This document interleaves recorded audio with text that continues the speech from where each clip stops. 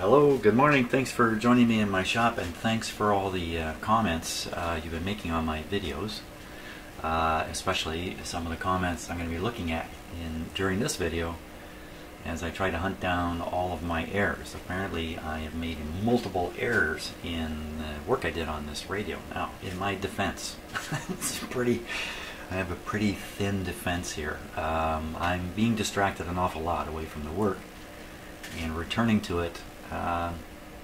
And as I've discovered through my own experience, sometimes a distraction as short as 2 seconds of averted gaze is enough for me to lose track of where it is I'm supposed to be soldering stuff. So yeah, and please keep in mind that my shop is barely set up here. A lot of my stuff is still boxed away. I don't have access to everything I would normally have to do this work. So, and also, if it looks like I'm rushing a bit, I'll try and take my time on this video, but although many people comment that my videos are slow, it's because they're live, and I usually am taking my time. I have been rushing a bit because there's just so much going on outside of my shop here, in my house. So enough of all that. Now, what about this motorboating feedbacking radio? And by the way, I did watch my last video, I think the last one I posted, where I tried the shield on the tube, and it looks like a 1.5 minute video clip got lost in the shuffle. So what you missed hearing me explain is, why am I going to try to put a shield around the 12Q7 rather, which sometimes I'm calling an SQ7 by accident. And the reason is, in some of the information I read about the tube, it said it's a suitable substitute for the 12B6M if there's a shield on the tube. So I read that. There's no shield on this radio. You know, I have some trouble believing putting a shield on it is going to solve anything with this radio, but I went ahead and tried it anyway because of a dearth of better ideas. But the part where I explain why I'm trying this shield, why this, you know, pretty crazy idea even makes any sense, is missing in the video. So there we are. Am I sounding a little bit defensive this morning? Look, you know what? I'm a human being. I'm happy with that. I've thought about what other animal I would have liked to have, you know, lived my existence in the universe as, and cat comes to mind, but they only live 12-15 years. That's not, you know, that's not long enough. So I'm happy to have shown up as a human being, and along with all the foibles and challenges that us human beings have. So, okay, enough of all that. Let's take a look and see what kind of problems I've created for myself here. So we're gonna just jump over to my video page for the video that I've been seeing so many comments on. Let me get it up here on my own computer. So here we are. We're just going to scroll down. Oh, this isn't the right video. Okay, I have another one here. Here we are. Here we are, right here. So this is comments on my, I think my last posted video, number 7 maybe. So here I am getting told it did not correct the issue from video 5 that everybody pointed out. Well, I gotta explain this a little bit. You might not like what I'm going to say next, but often I avoid reading comments on recent videos, and it's kind of a crazy reason. Yeah, I get a lot of fun out of overcoming the challenges in doing this work, and from time to time I really appreciate the help I get from people making comments, like now. But in other cases, the problems I'm facing are rather routine problems that occur in radios, and I'm happy to find them and figure them out on my own. That's where the fun factor is for me. And if I am reading comments from smarter people all the time, I'll never become one of those smarter people on this. And also, it'll drain some of the fun out. The great pleasure that I get, and I think everybody gets, when you finally overcome some kind of problem or challenge, and usually along the way learn a little more, so you can put that knowledge into your kit of knowledgeable stuff. So let's take a look here. I did not correct it. Boy, I do sound very defensive, don't I? So 18 and 26 minutes. Double review the video at those times mentioned. Well, I did check out video 5 very thoroughly, but not that far into it. So I think what's happened here is I made more than one mistake. And, you know, if there's two things wrong with a radio, it becomes much more challenging to sort out the problem. It looks like I'm the one who's caused it. You say you caught it, but it looks like the capacitor you installed right after the first piggyback cap is still in the wrong place. Yeah, I didn't do anything about that capacitor. There's another one that I found I had done wrong. That cap should go between ground and the other end of the piggyback. You soldered it wrong. So let's see if we can understand this. So Mr. JP4759 says that cap should go between ground and the other end of the piggyback cap. So let's flip back here to the video camera. So we're talking about this one. This is a piggybacked one here. The other piggybacked one's way down here. But I have already watched a bit of the video, and there's definitely the high potential that I've connected this terminal in the wrong spot. Now, you know, I do something here. I didn't mention it. It was actually offered as an idea in one of the comments I got, but I do this already. When I cut out the capacitor, I cut it out so part of the tail remains in the radio, pointing out of the connection, telling me that's the connection I just cut the part away from. And then it's much more difficult for me to make a mistake because I can identify quite clearly which connection it is. And you can kind of see that right here. Maybe if I flip cameras here, I might just get a little bit closer. Let's see. Yeah. This connection right here is made on a tail of wire coming out of this terminal. But in watching the video, it kind of looks like I should really have connected down here. So let's watch the video together. This is my great video step forward. Let me just get this camera sitting here properly. And a little bit of better focus on it. Live TV. Isn't it fun? Well, it's not quite live. Recorded live. I guess everything's recorded live. Okay, back we go. Back we go. Okay, so here's the actual video. And I'm right in the time that was mentioned by GD, right around the 18-minute mark. And there I am fiddling with this capacitor. And I'm going to fiddle with this one that's under it here, too. Here's the connection areas here. You know what I'm going to do? I think I'm going to stop this video and I'm going to arrange it for a two-screen, double screen, so we can see both this video and the real McCoy at the same time. Yeah, I think I'll do that too. Okay, for you this will just take a moment. Okay, so now I got my hands full here with trying to run the studio software I'm using. So bear with me, this might go a little slow.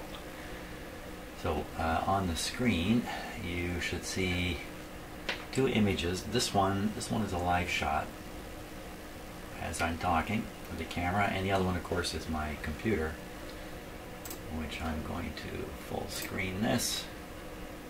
Now I can't see what you're watching now because of the way my video software operates, but I'm pretty sure you're still seeing the two-screen view and you're seeing my stopped video, which I'm going to run here in a second. Don't know what's happening to the audio on this video. You may or may not be hearing it. Okay, so let's just look. This is a good angle to look at this connection right here and compare it.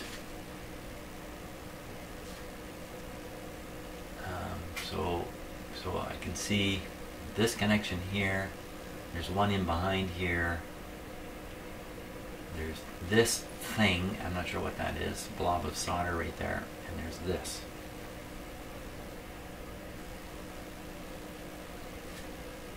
Now there appears to be a connection here and another one just in behind here in this video. I think I pulled these capacitors out here a little bit.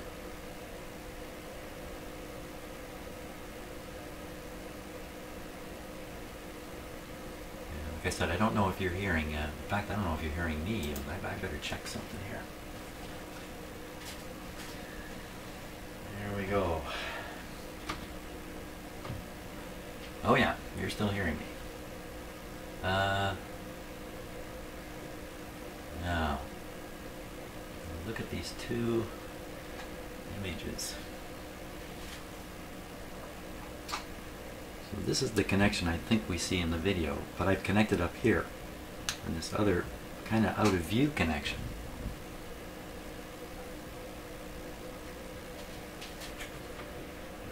Let me watch the video some more. It's a little small. If you're watching this on a small screen, you're having a hard time with this, I'm pretty sure. But let's just go back.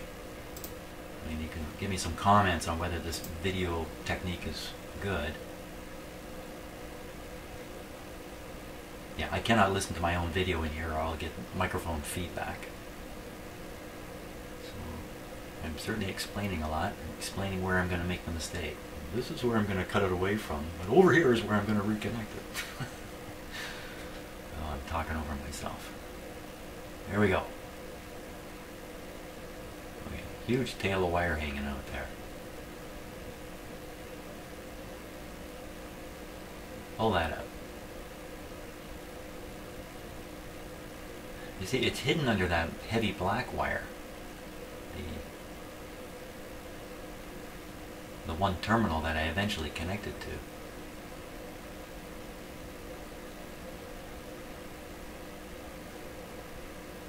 Come on, pull it out. Pull it out. See, I talk to myself the same way you guys talk to me. Okay, now I've cut it away. I've left the tail. Now you can see, now let me stop it here. Oh, not right there. Get my hand out of the way.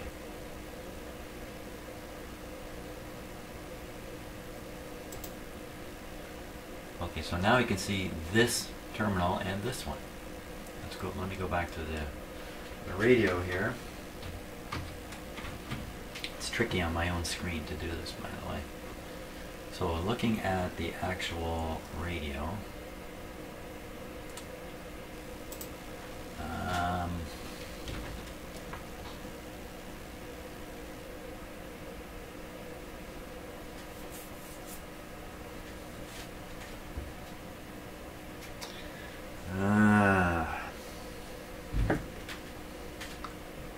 it'd be a lot easier if I didn't video any of this and just did it.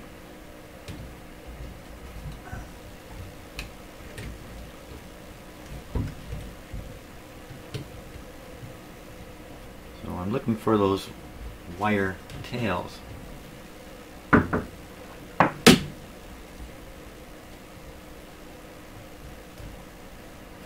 wondering if that's one right there. No. It's just a big loop of wire from a previous connection. Actually, it's a wire coming in here, coming in and connecting. So you can see here, come around this side, keep standing upright. There's the piece, the original piece that I soldered to. That's a really lousy soldering joint there too. Lots of poor soldering in this radio. Shame on me.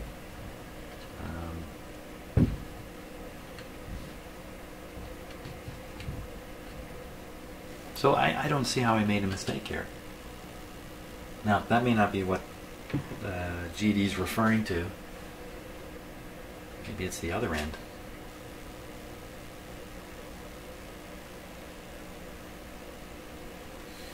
Let me go back to the video. I don't know.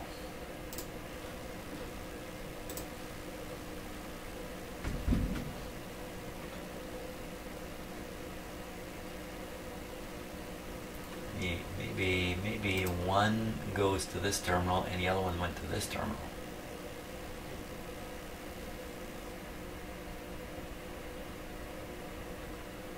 Let me back it up a bit.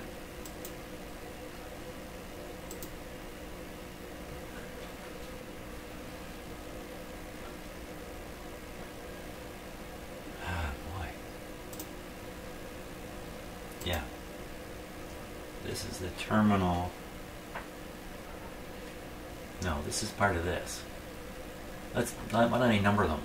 Down here behind my fingers, terminal 1, 2, 3, and then hidden here is terminal 4. Well, it's really clear now in here. If this wire goes where it looks like it's going to a terminal here, and I've connected the new capacitor up here. Look, you can even see that little bit of loopy wire hanging there.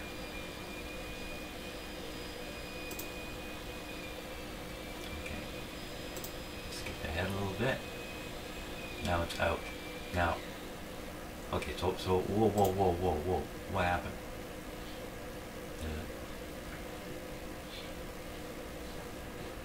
Whoa.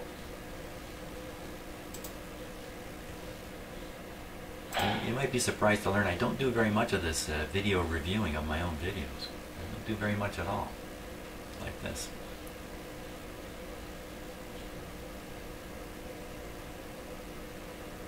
Oh.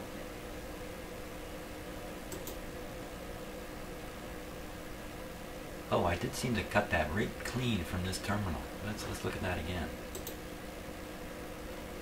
No, the wire, what the heck?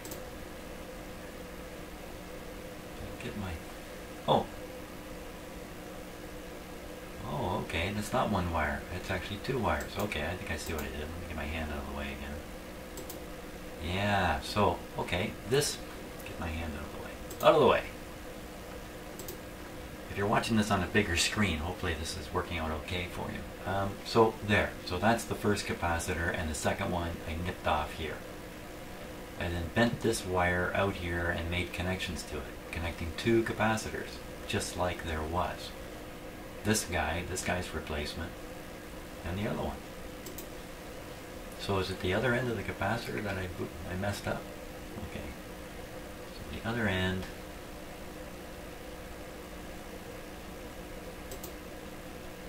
The other end is going right there. Okay, so I'm looking in the camera now.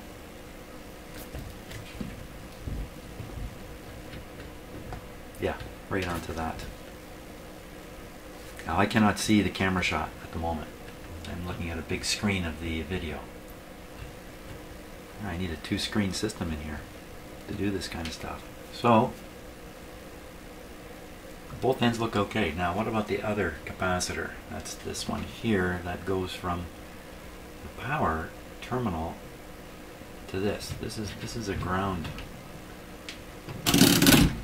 Pretty darn sure that's a ground terminal. Let's just be doubly super sure here.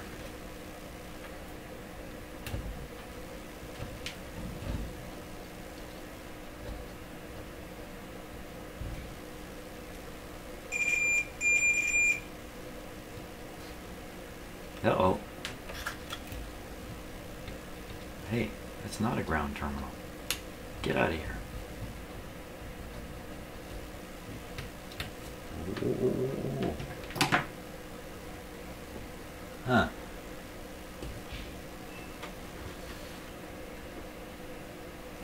So looking back at the video now,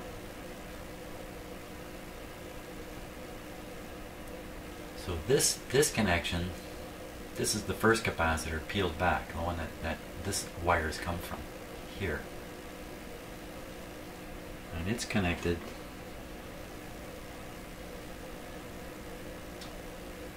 It's connected here on no, it's not.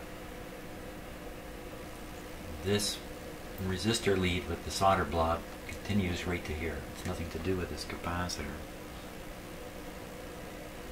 So this capacitor is connected up here into the, right in here. That's right, I remember now. It goes up through here, connects to the switch.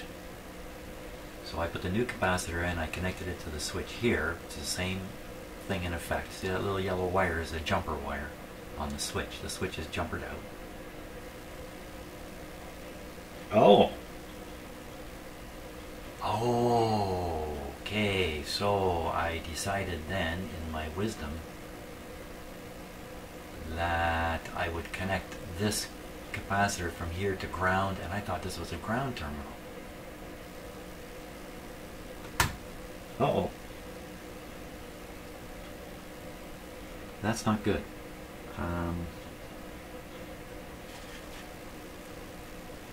So that guy's in the wrong spot totally. That would be this one here. Well, I shouldn't say wrong spot totally. This end of it, I thought I was tying to ground here. Look at the number of connections onto this point. And I thought for sure I'd verified that this went to ground, but apparently not. Let me double check here again.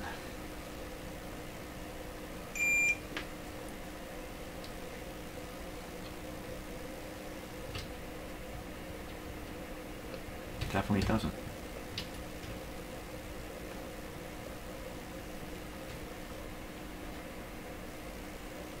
What is going to ground? I need... That's ground.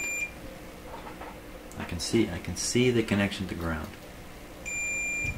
from here. So this capacitor, I should disconnect it and reconnect it to this point. This is the ground point.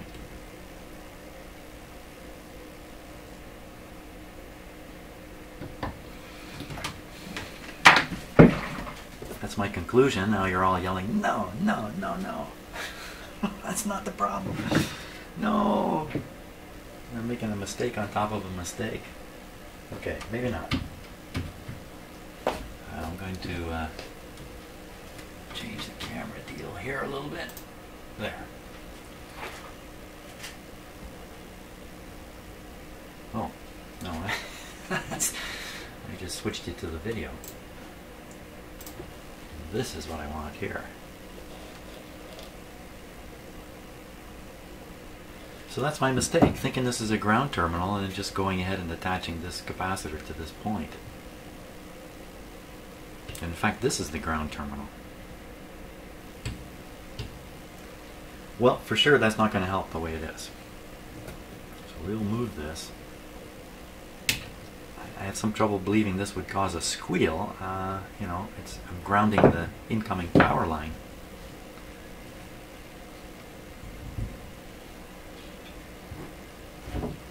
Grounding's a bad word. Should never use it. Never use the word grounding with electronics, electricity, or anything. It's giving me a chance to fix this connection too, which is so poorly done.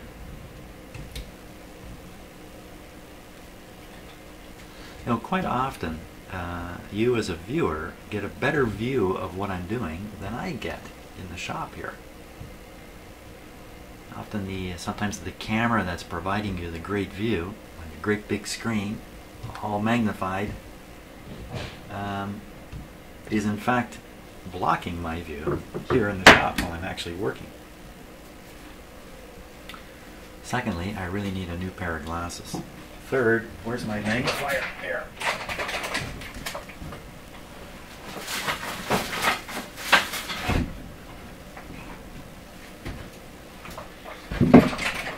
And D, here's my magnifier here. You know, the kind you wear in your head. I should be using it.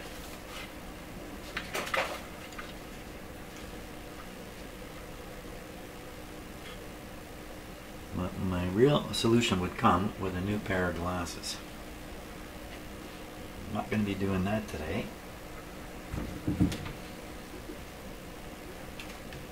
Now if this stops the squealing, I'll really kind of be at a loss for why that would be. Yeah, a number of you are commenting on my soldering iron. Those of you who have watched lots of my videos won't comment because you know the story. My much better soldering iron I had gave up to ghost, was unrepairable. I couldn't switch the tip on it. So I went to the local store in the town I lived in, the city I lived in then, just a hardware store.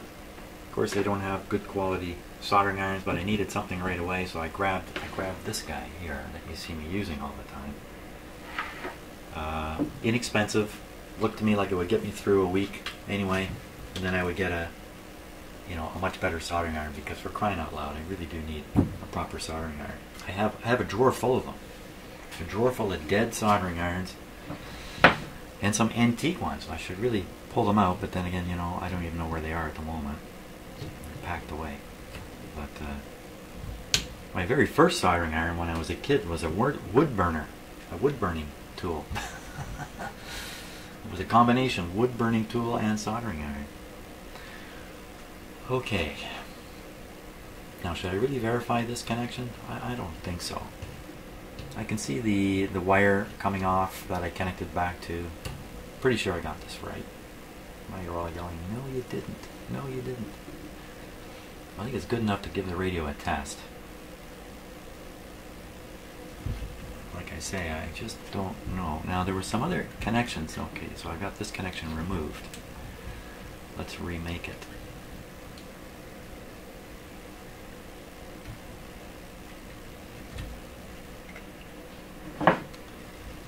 Now, Mr. Ruff did a little bit of investigation on my behalf, thank you very much, and checked out this tube, the 12Q7, that's replaced the original 12B6M, and as it turns out, the replacement tube, the 12SQ7, is looking for double the filament current. It's looking for 300 milliamps.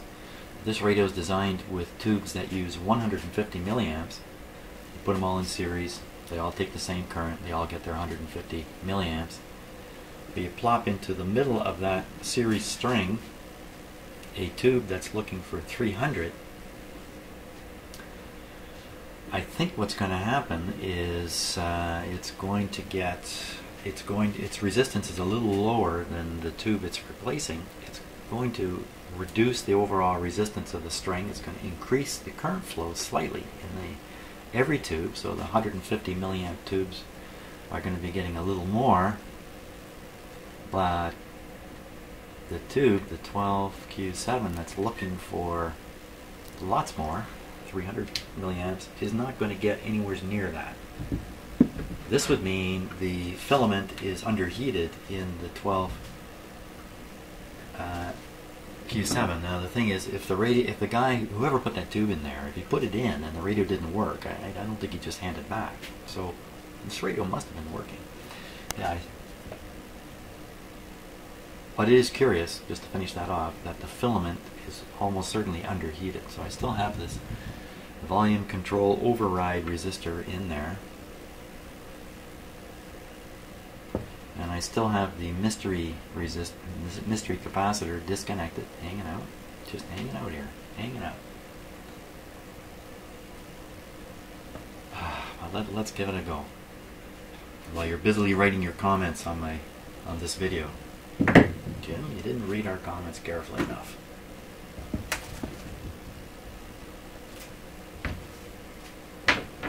You've gone and made another mistake. I don't think so. Let's see.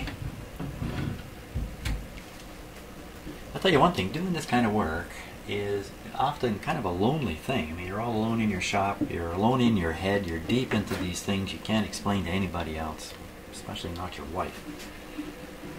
And I'm going to put this cap back on, back here. Grid cap connection. But in my case, because I'm doing these videos, I don't feel alone.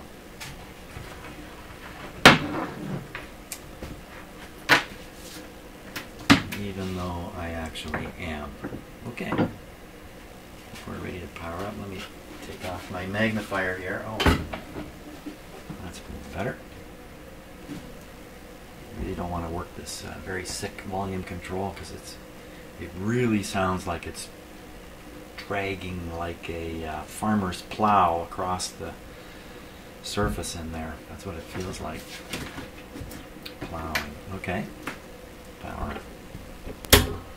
going to put it on restricted power. Now I've made a change on a capacitor that's connected right to the power line. So, is it likely to cause a short circuit? No, but it's a good time to really watch this light bulb up here. Here we go. Perfect. Okay, no problem. If that light had come on and stayed on bright, then I'd know that I shorted something out. Something bad. Okay, we're waiting now. Can't quite see that meter going down. Radio's going to come on. Here it comes.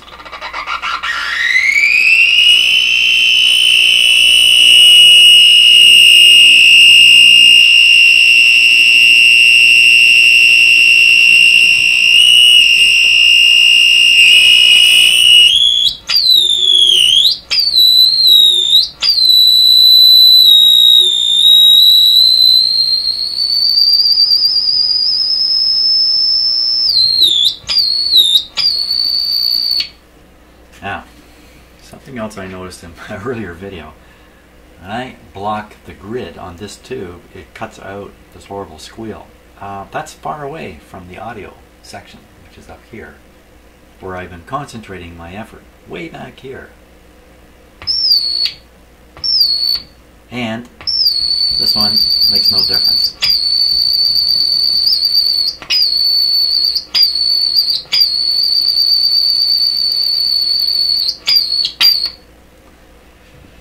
That should wake up the cats.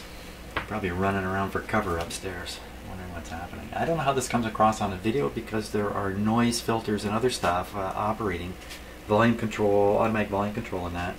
You may not be hearing quite what I'm hearing. What I'm hearing is a horrid squeal. Kind of not quite loud enough to blow my ears off, but definitely uncomfortable. So the fact that I can null it out with my finger here really does say the problem is further back in the radio, and that gets me right back to, is there another boo-boo in here that I haven't yet gone after? And I think the answer probably is. That's the radio saying, yes. Okay, let's turn the power off here. Being very careful not to touch this and anything else in my shop at the same time. By the way, my shop is running on complete isolation. Nothing here is tied back to the hydro neutral or ground system in my house, including the computer. Everything in here is attached to isolation transformers, so I don't have to worry about getting a ground type shock. Okay, let me just review this comments here. I can keep the video rolling. Why not? Let's keep the video rolling. And see if I can figure out what I'm doing here. Okay, back to the video. Now, see, it could be one of these down here, these later replacements that I made a mistake in too. Now this guy, you'd swear it's connected to this.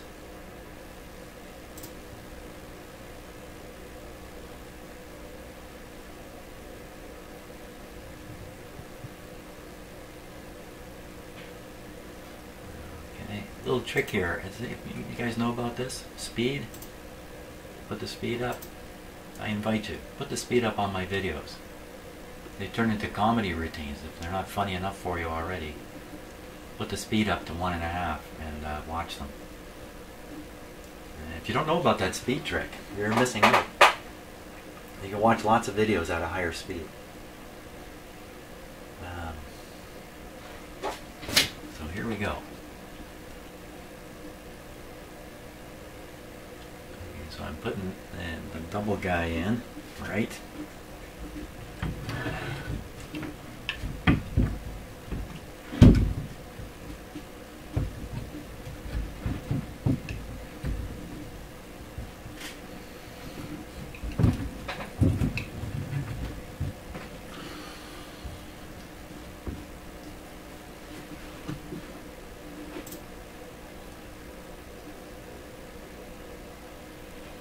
Okay, skip ahead.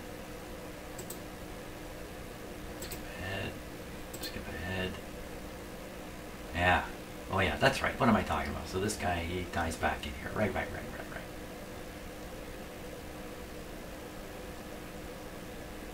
Where was the other end of this? It was up here. Oh my. You know, I gotta be honest with you, it's scary to watch these things and realize how far wrong I can go so fast. Yikes. You know, I'm working on 2 capacitors at the same time. That doesn't help me at all. Now, somebody mentioned the 0.25 capacitor in one of the comments, and did I replace it? Here it is here, up here. It's a totally unrelated thing, but there it is, sitting there.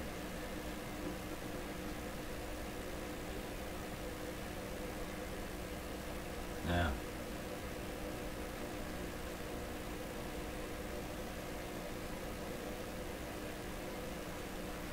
Okay, I don't think I'm going to get too much further here.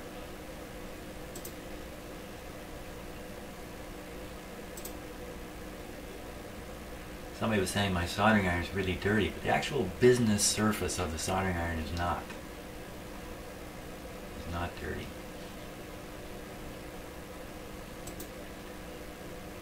But you're quite right. It's not the best soldering iron, that's for sure.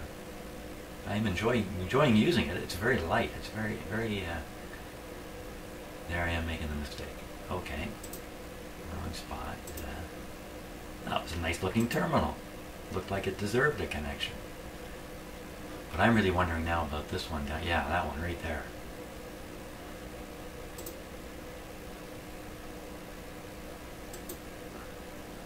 Okay, enough of this. Enough of this. Back we go.